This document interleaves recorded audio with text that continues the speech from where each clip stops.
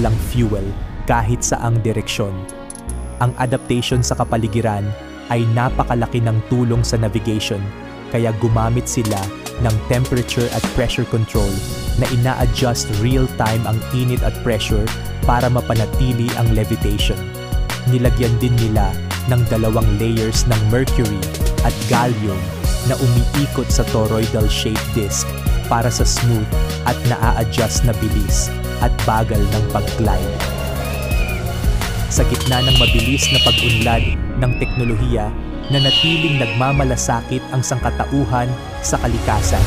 Sa bawat city ng kingdom ay nagpatayo sila ng mga green zones. Isang lugar kung saan mas pinasigla ang mga kagubatan, taniman at tahanan ng mga hayop, ibon at lahat ng marine life.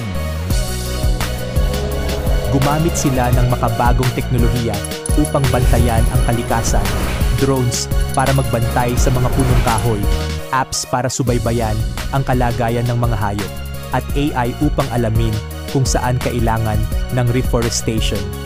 Ang mga ito ay ginamit nila na kasangkapan upang mas mapaigting ang pag-alaga sa kapaligiran.